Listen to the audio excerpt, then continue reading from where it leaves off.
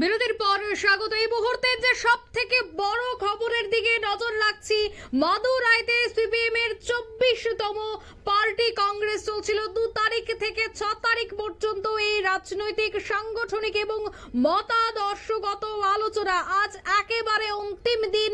আর এই অন্তিম দিনে বিশাল ঘোষণা, সিপিএম এর সর্বভারতীয় সাধারণ সম্পাদকের এবার নাম ঘোষণা করা হয়েছে। এমএবিপি সিপিএম এর সর্বভারতীয় সাধারণ সম্পাদক নির্বাচিত হলেন।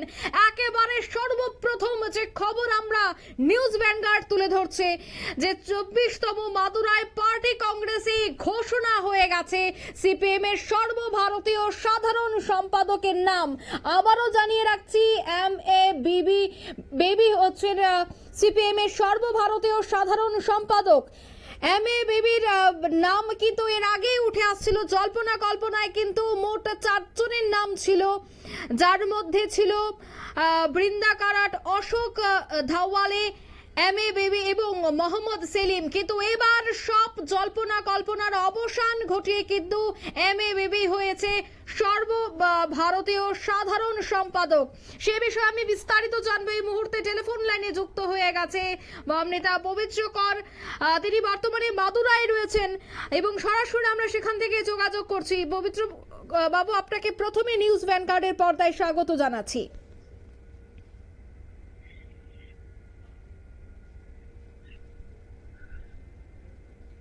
শোনা যাচ্ছে পবিত্র বাবু?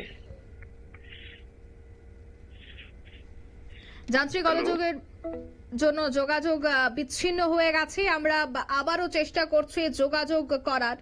তবে যে খবর আবারও জানাচ্ছি যে এমএবিবি হচ্ছেন সিপিএম এর সর্বভারতীয় সাধারণ সম্পাদক। শুনতে পাচ্ছেন? হ্যাঁ, যে বিশাল ঘোষণা আজ হয়েছে, আজ ছিল একেবারে শেষ দিন, আর সেখানে এই বিশাল ঘোষণা এমএবিবি এবার সিপিএম এর সাধারণ সম্পাদক হলেন। কি মনে হয় বা পার্টির জন্য কতটা গুরুত্বপূর্ণ এবং আগামী দিনে পার্টিকে আরো ঢেলে সাজাতে কতটা গুরুত্বপূর্ণ ভূমিকা তিনি পালন করবেন? নিশ্চয়ই।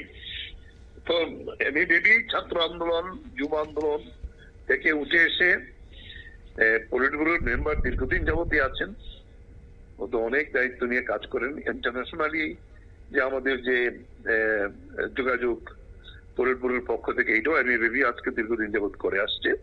খুব অভিজ্ঞ নেতা এবং খুবই ডেডিকেটেড।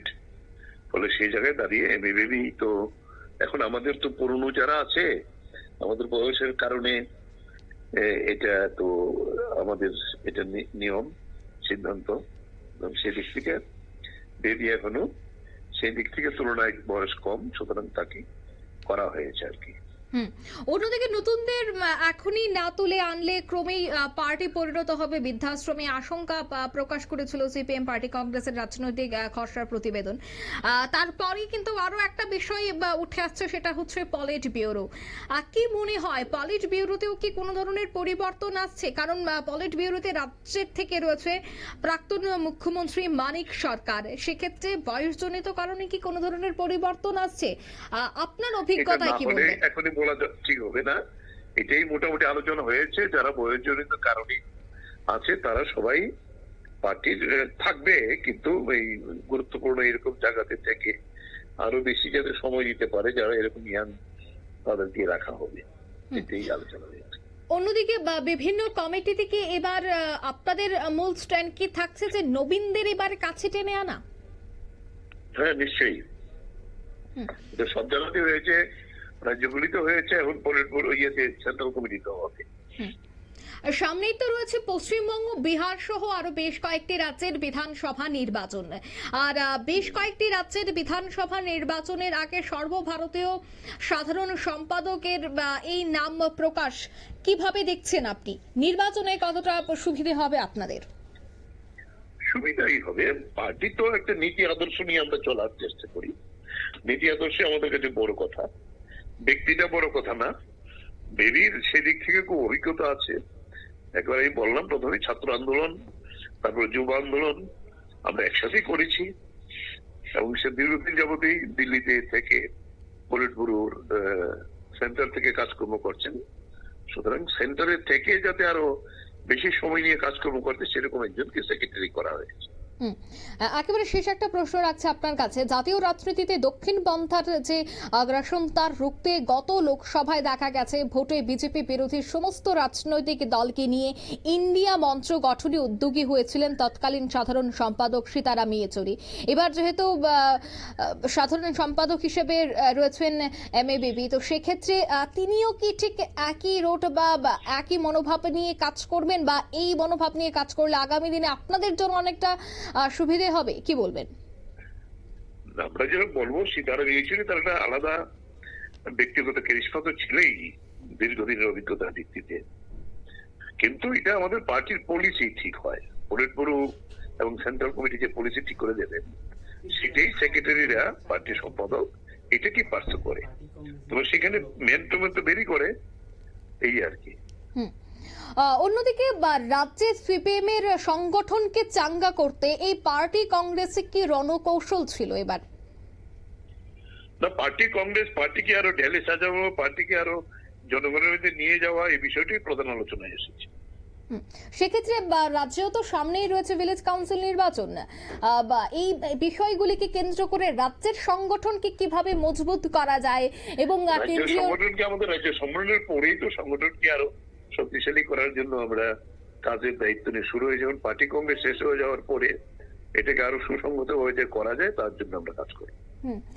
অন্যদিকে আপনারা যেহেতু সংগঠনের জন্য কাজ করছেন এবং আজ যেহেতু সর্বভারতীয় সম্পাদকের নাম এবার প্রকাশ্যে চলে এসেছে, সেক্ষেত্রে আপনাদের আগামী দিনে রাজ্য সফরে আসার জন্য কি কোনোভাবে আপনারা আমন্ত্রণ জানাচ্ছেন সাধারণ সম্পাদককে? সাধারণত যে এটা করা হয় সে বিভিন্ন স্টেট গুলি দেখেন, সম্পাদক তো সব জায়গাতেই যেতে হয়, প্রথম অবস্থা তো যাবেনি, আসবেনি। ধন্যবাদ আপনাকে। ধন্যবাদ। আমরা কথা বলছিলাম বাম নেতা পবিত্র করের সাথে, এবং তিনি এখনো মাদুরাই রয়েছেন, যেহেতু 2 তারিখ থেকে আজ এখনো অর্থাৎ 6 তারিখ পর্যন্ত পার্টি কংগ্রেসের সম্মেলন, এবং আজ একেবারে শেষের দিনেই দেখা গেল একটা বিরাট ঘোষণা। আর এই ঘোষণার পর কিন্তু রাজনৈতিক সমীকরণ কিছুটা পাল্টাতে পারে, এবং নতুন করে যে আবারও